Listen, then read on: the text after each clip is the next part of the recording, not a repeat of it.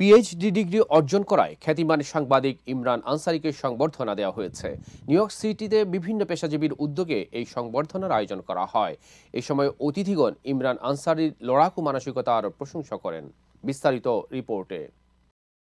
সম্প্রতি PhD degree অর্জন করেছেন সাংবাদিক ইমরান আনসারী। তার এই অর্জনে বেশ উচ্ছ্বসিত ইমরান আনসারীর প্রিয়জনেরাও। প্রিয় মানুষের এমন অসাধারণ অর্জনে তাই তো সংবর্ধনার আয়োজন করা হয়। এতে নিউ ইয়র্কে বিভিন্ন পেশায় প্রতিষ্ঠিত ইমরান আনসারীর ঘনিষ্ঠ জনেরা উপস্থিত ছিলেন। অনুষ্ঠানে ডক্টর ইমরান আনসারীর জীবনী পাঠ করেন রওশন হক। পেশাগত জীবনে তিনি কাজ করেছেন দৈনিক সমকাল, নিউ এজ, বৈশাখী টেলিভিশন, দিগন্ত, একুশে টেলিভিশন, আরো কিছু গণমাধ্যমে। পেশাগত কাজের স্বীকৃতি হিসাবে তিনি পেয়েছেন বেশ কয়েকটি আন্তর্জাতিক fellowship. IIJ Germany, International Centre for Journalist, Washington DC fellowship এর মধ্যে অন্যতম। বর্তমানে তিনি ওয়েস্টার্ন ক্যারোলাইনা ইউনিভার্সিটির একজন প্রফেসর হিসেবে কাজ করছেন। স্বৈরাচার বিরোধী আন্দোলনে তার ভূমিকা ছিল অসামান্য, যা আমরা সবাই দেখেছি। গত 13 এপ্রিল ফিলাডেলফিয়ার বিখ্যাত রবার্ট মরিস বিশ্ববিদ্যালয়ে ইনফরমেশন সিস্টেম এন্ড কমিউনিকেশনের উপর তিনি পিএইচডি ডিগ্রি লাভ করেন। অভিনন্দন ইমরান আনসারী ভাই, অভিনন্দন আপনাকে। এ সময় তার কঠিন লড়াইয়ের প্রশংসা করে বক্তব্য দেন আরেক খ্যাতিমান সাংবাদিক ডক্টর কনক সারওয়ার এবং চার্লস ম্যাকডোনাল্ড বিজনেস অ্যাসোসিয়েশনের সাবেক সভাপতি নিউ ইয়র্কের পরিচিত মুখ আব্দুর রব চৌধুরী মিরন। একটা ভেরি ইম্পর্টেন্ট বিষয় হচ্ছে ধরুন ইমরান আনসারী একটা সুপুরুষ সুদর্শন যুবক। তিনি এই আমেরিকায় মাস্টার্স এবং পিএইচডি কমপ্লিট করছেন।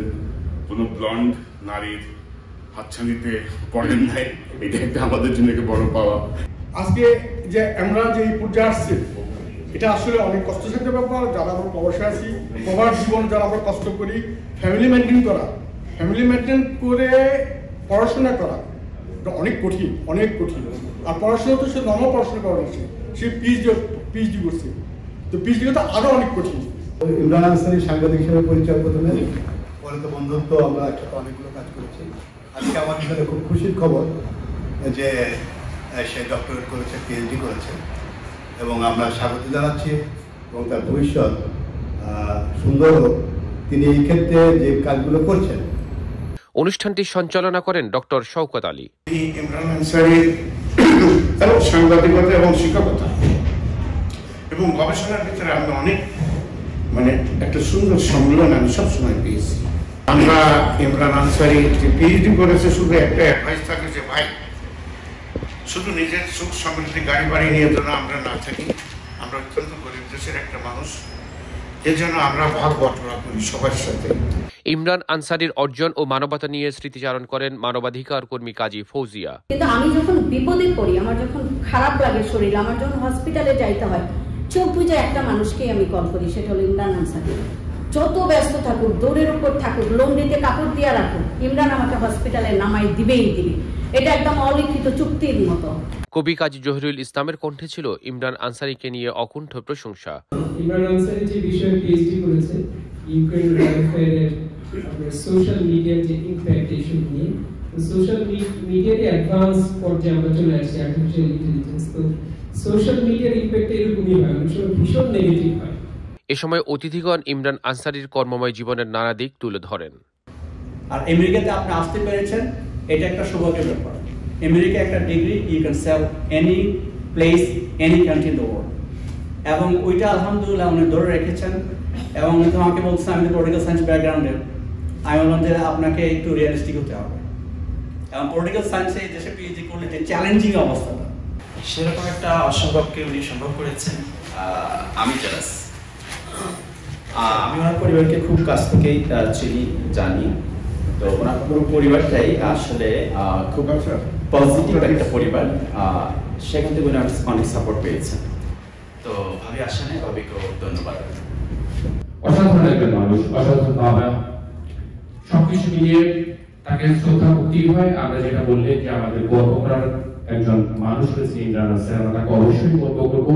এবং তিনি আমাদের কমিউনিটির জন্য, বাংলাদেশি কমিউনিটির জন্য, এই মুসলিম কমিউনিটির জন্য, সবার জন্য এই নিরন্তর কাজ করে তিনি যে নতুন পিএইচডি তার ডক্টর হয়েছে, তার জন্য অভিনন্দন। আশা করছি তিনি আমাদের সবার এই গর্ব having a job, family, kids. That's a great achievement. Congratulations once again. Thank you. I'm really honored to be here with everybody else. It's really inspirational for me. Again, I wanted to mention that.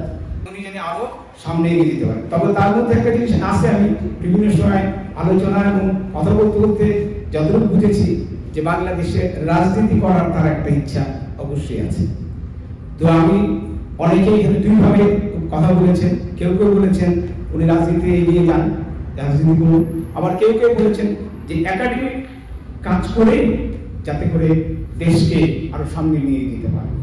Imran ভাই এই পরিশ্রম, অধ্যবসায়, এই কন্টিনিউয়াসনেসটা রেখে উনি এই লেভেলে ওনাকে উঠাইছেন। ওনাকে এটার জন্য অভিনন্দন। আলহামদুলিল্লাহ, আল্লাহ ওনাকে এই 0.003% জনসংখ্যার যে আপার লেভেল, ওই লেভেলে উনি এখন অবস্থান করতেছেন। এরপর উনি যে শেষ করলেন, ওই দিন মনে হয় ওনার পরিবারের পরে প্রথম ব্যক্তি আমি যাকে উনি নিউজটা দেয়, ওই সময় আমি ফোন করেছিলাম। পরে বললো আপনি আমার ফ্যামিলির পরে এই নিউজটা পেয়েছেন। সবার ভালোবাসায় আপ্লুত হয়েছেন ইমরান আনসারী। কথা বলতে গিয়ে এক পর্যায়ে আবেগে ভারাক্রান্ত হয়ে পড়েন তিনি। পিএইচডি শুরু করলাম, আমার পিএইচডির ডাইরেক্টর আমি বলবো, Imran, no new girlfriend, no new job, no new home. যদি তুমি পিএইচডি শেষ করতে চাও, তুমি নতুন কোনো জব নিবে না, নতুন, ওদের তো জানে না বিবাহ শাদীর বিষয় নেই, নতুন কোনো গার্লফ্রেন্ড তুমি জোড়াবে না, এবং নতুন বাড়ি কেনার চেষ্টা করবে না বা বাড়ি পরিবর্তনের চেষ্টা করবে না। বলে আমার 18 বছর ডাইরেক্টরশিপের একটা বড় জিনিস ছিল, যারা এই 3টি কাজ করেছে তারা কেউ পিএইচডি প্রোগ্রামে থাকতে পারে। আমি আশাবাদী যে আমরা মানে এই সিটিতে ভালো মানুষ যেমনি ভাবে আছে আপনাদের মতন, তেমনি খারাপ মানুষও আছে। আমি চাইলে এটা কোনো একটা স্পন্সর নিয়ে 200-300 লোকের আয়োজন করে আমি যেভাবে মানুষের সাথে চলাচল করি, কিন্তু আমি তাদেরকে দাওয়াত দিতে বলছি অলিবেকে, যে যারা আমাকে ফিল করে, অনার করে, ভালোবাসে, আমি দেখতে চাই। এবং এই সংখ্যাটা আমি 30-এর মধ্যে রেখেছি কারা আমার এই প্রোগ্রামে আসে, এবং আমি কাউকে অনুরোধও করবো না। আমার বাবা আপনারা জানেন যে 8ই অগস্ট 5 তারিখ দেশ স্বাধীন হলো, 8 তারিখ তিনি মারা গেছেন। এবং আমি মনে করি যে উনি 12 বছরে এই সরকারের অত্যাচারে নিষ্পেষিত হয়ে আপনার বাংলাদেশের একটা অজপাড়া গ্রাম, সীমান্তবর্তী গ্রাম, সেখানে তিনি কেন্দ্রীয় লিডার ছিলেন বাংলাদেশ সরকারি প্রাথমিক শিক্ষক সমিতি। তিনি আমার কারণে একটা অজপাড়া গ্রামে 11 বছর কাটিয়েছেন, কোনো সময় প্রকাশ্যে মানুষের কাছে আসেন নাই। আমার পরিবার প্রত্যেকটি সদস্যের স্যাক্রিফাইস আছে। আমার এই ডিগ্রির মাধ্যমে আমি অর্থ ইনকামের কোনো উদ্দেশ্য করে নেই, শুধু মানুষের সেবা করার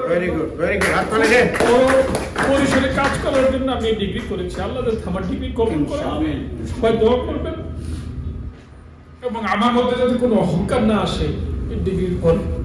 আমি যেরকম আপনাদের ভাই ছিলাম সেরকমই যদি থাকি। আমি আজকের দিনটির কথা মনে রাখবো, হয়তো বা এখানে 5000 লোকের সমাবেশ না, কিন্তু আমার কাছে খুব ইম্পর্টেন্ট আজকের এই অনুষ্ঠানটি। অনুষ্ঠানে ইমদাদুল্লাহ, দেশ পত্রিকার সম্পাদক মিজানুর রহমান সহ অন্যরা উপস্থিত ছিলেন। সৌরভ ইমাম, আইবিটিভি, নিউ ইয়র্ক।